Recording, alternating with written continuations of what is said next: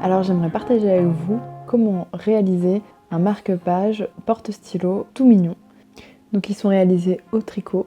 Il y a deux techniques pour les faire, enfin surtout pour refermer la partie où le stylo logera. Il y en a une où il y a les coutures apparentes et une autre façon de faire où il n'y a pas les coutures apparentes. Nous on va faire un modèle comme celui-ci, un petit lapin. Donc dans ce modèle-là, on voit pas les coutures, en fait il est retourné. Donc ça fait un petit effet bon vue. On peut faire beaucoup de choses très différentes, des trucs beaucoup plus sobres et avec des tailles différentes.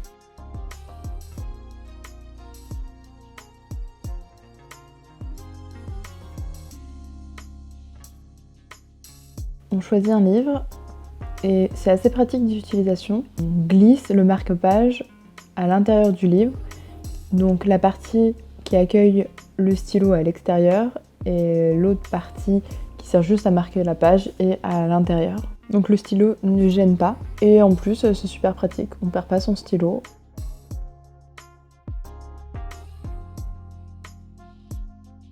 Suivant les tailles qu'on va faire ou suivant les laines utilisées, ça va être plus ou moins élastique et on va pouvoir l'utiliser sur différentes tailles de livres. Donc c'est soit à nous de choisir la taille en amont ou soit de tricoter très leste ou soit d'utiliser une laine qui est élastique. Donc on prend un livre, ça va être un peu notre référence de taille. Ensuite on a besoin d'aiguilles à tricoter. Vu que c'est pour quelque chose qu'on va devoir glisser entre deux pages, il faut des aiguilles assez fines et une laine assez fine. Si on utilise une grosse laine, je pense que ça peut abîmer le livre parce que ça fera quelque chose d'assez gros à l'intérieur et peut-être une bosse à force.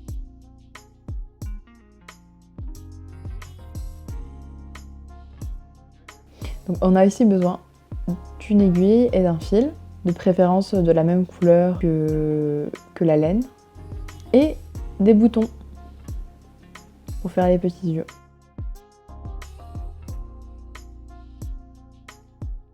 On aura aussi besoin d'un carnet et d'un stylo pour pouvoir noter le nombre de mailles de chaque élément. Donc le premier élément qu'on va réaliser, c'est le dos. C'est ce qui sera la partie à l'intérieur du livre. Ensuite, on réalisera le range stylo. Et puis à la fin, les petites oreilles. Donc pour le dos, il faudra monter 6 mailles. Et pour le range stylo, soit le double, donc 12 mailles, si vous ne voulez pas retourner une fois qu'il sera cousu, soit 14 mailles, parce que quand on va le retourner, il va perdre un peu de largeur. Là, je fais 14 mailles. Dans la barre d'infos, il y aura des liens avec des tutos faits par des tricoteuses. Moi, je vais vous expliquer de ma façon amatrice. On va monter les mailles. Donc de ma main droite, je tiens l'aiguille et de la main gauche, je vais faire passer le fil entre mon majeur et mon index, sachant qu'il faut laisser toujours une marge et tenir la fin du fil avec mes doigts, les restes de mes doigts de la main. Je fais glisser l'aiguille contre mon index à l'intérieur de la boucle créée. Ensuite, je bloque tout et avec mon autre main, j'enroule autour de l'aiguille en passant par l'arrière et je vais glisser mon index proche de l'aiguille, donc la boucle, et je vais la glisser dans l'aiguille et après je tire. Donc là, ça fait une maille. Quand je vais recommencer, une fois que l'action est complète et terminée, ça fera une deuxième maille et donc je vais monter autant de mailles dont j'ai besoin. Donc là, j'ai besoin de 6 mailles.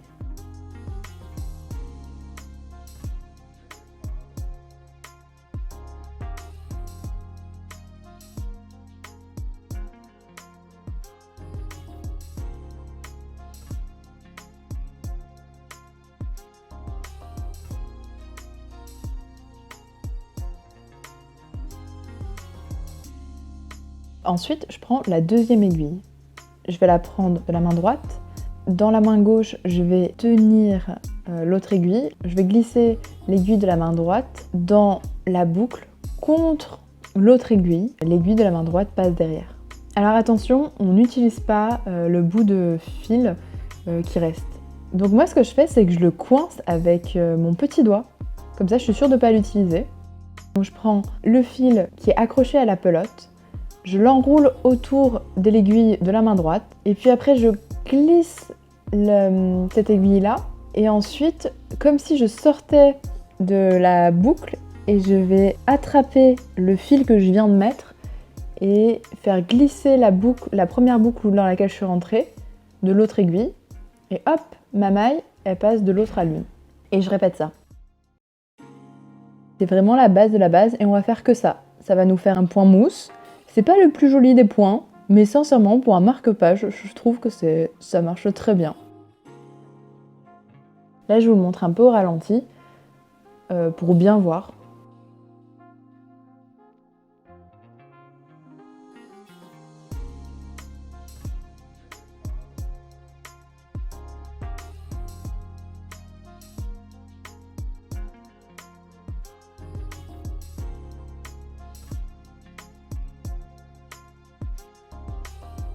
Là, ma rangée, elle est terminée.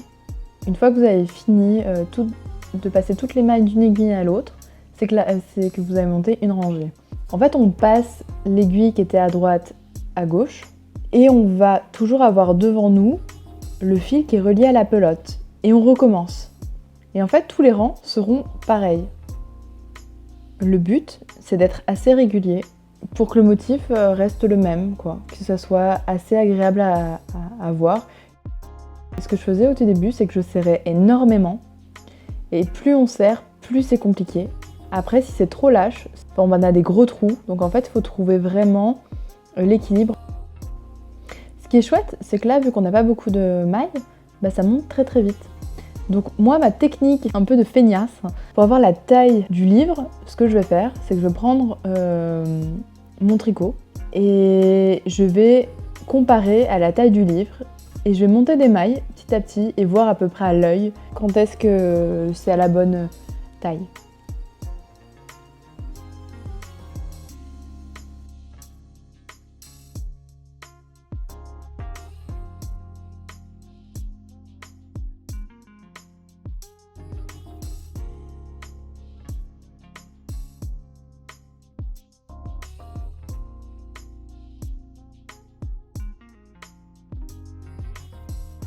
Pour pouvoir fermer le tricot, en fait, on va encore faire les mêmes mailles, sauf que on tricote 2 mailles et ensuite, on va aller piquer dans la maille précédente et la faire glisser au-dessus de la maille qu'on vient de réaliser. Une fois qu'on a fait ces 2 mailles-là, à chaque fois, on va remonter une maille et on va faire exactement la même chose qu'on vient de faire. Donc, piquer dans la maille précédente et la faire passer par-dessus la nouvelle maille. Donc jusqu'à la fin de la lignée. Et à la fin de la lignée, on va se retrouver qu'avec une seule maille. À ce moment-là, je prends un ciseau. Donc je coupe une petite longueur de fil. Ensuite, je tire un petit peu pour que la boucle soit assez grande. Je retire mon aiguille et puis je fais un nœud.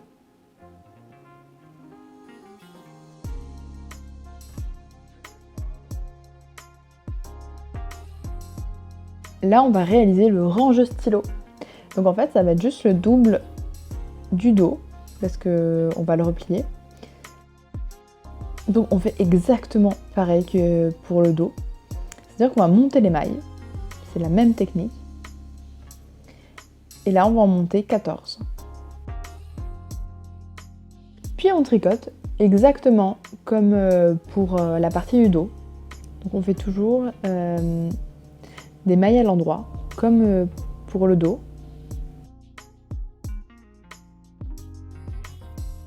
Donc là, je vérifie que ça fait bien à peu près le double de la largeur du dos, voire un peu plus. Donc, si on veut bien faire les choses, logiquement, sur le carnet, on note chaque rang. Comme ça, on est sûr de faire la même taille pour le dos et pour le range stylo. Mais vu que j'ai complètement oublié, moi, ce que je vais faire, c'est que je vais calculer à l'œil pour avoir la même taille.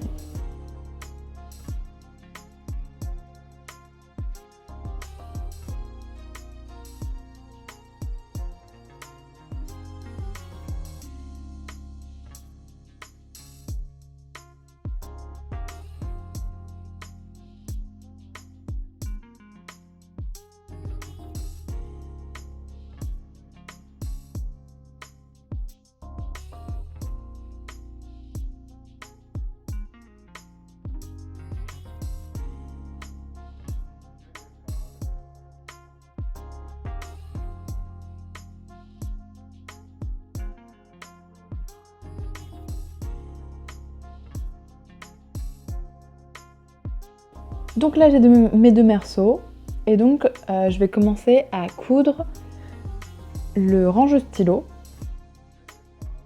Pour le fil du tricot, je vais le laisser à l'extérieur quand je vais coudre, comme ça quand je vais le retourner il sera à l'intérieur.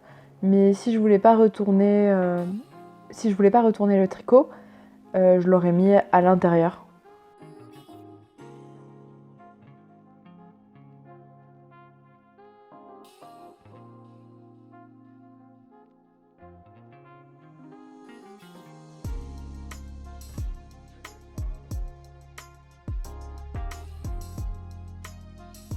Quand on va coudre les bordures, on va pas tout coudre d'un coup, on va laisser un petit espace au bord pour pouvoir coudre les oreilles, les yeux et le nez. Ce sera plus simple. Ensuite, je vais raccourcir le fil qui sera à l'intérieur. Le moment le plus compliqué, ça va être de retourner pour que la couture ne soit plus visible.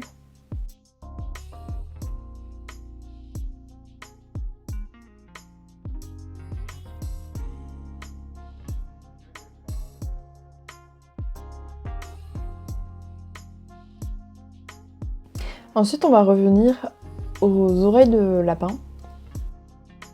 Pour les oreilles de lapin, on va monter 3 mailles. Donc ça va monter très vite.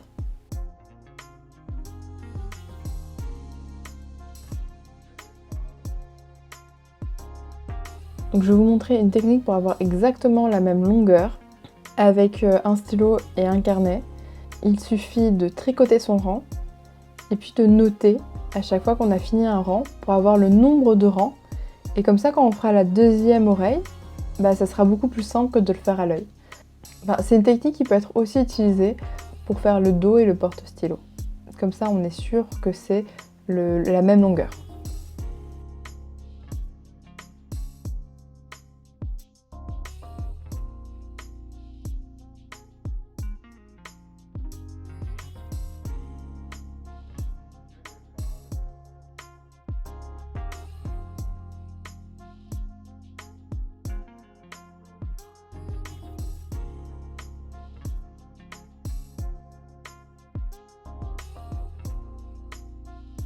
À chaque fois qu'il y a un bout de fil à l'extrémité, je vous incite à faire des nœuds, comme ça ce sera plus simple et on peut les couper.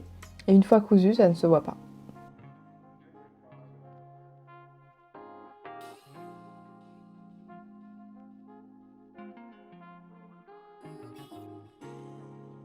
Sur la bordure, on va coudre les oreilles.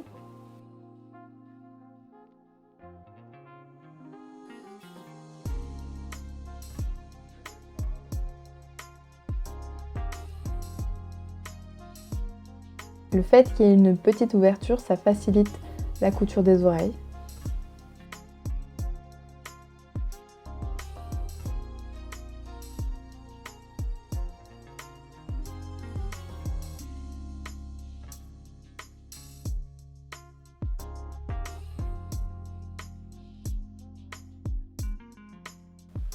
En deuxième, on va coudre les yeux. Je trouve que c'est l'élément le plus compliqué. Et je trouve que c'est vraiment le plus compliqué.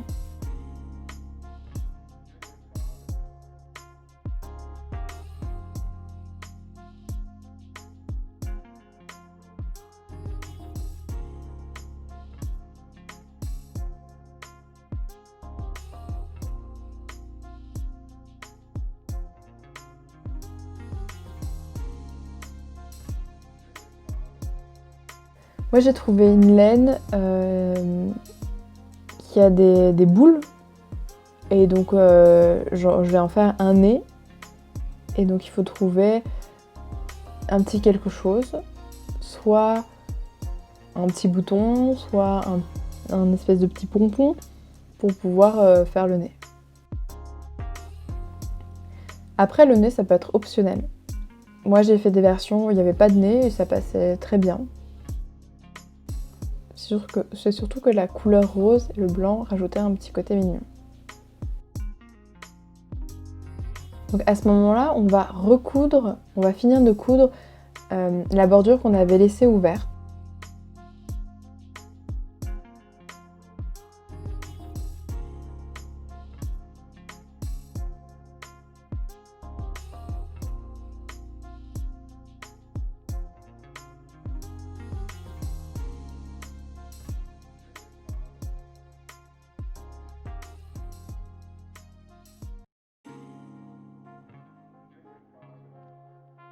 Et ensuite, on va venir coudre le dos au marque-page.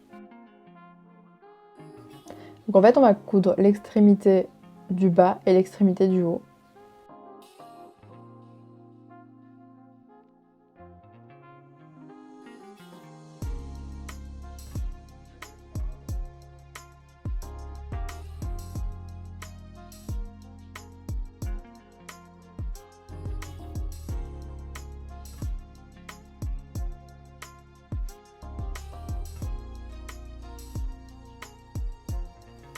Et on va couper les bouts de fil qui dépassent.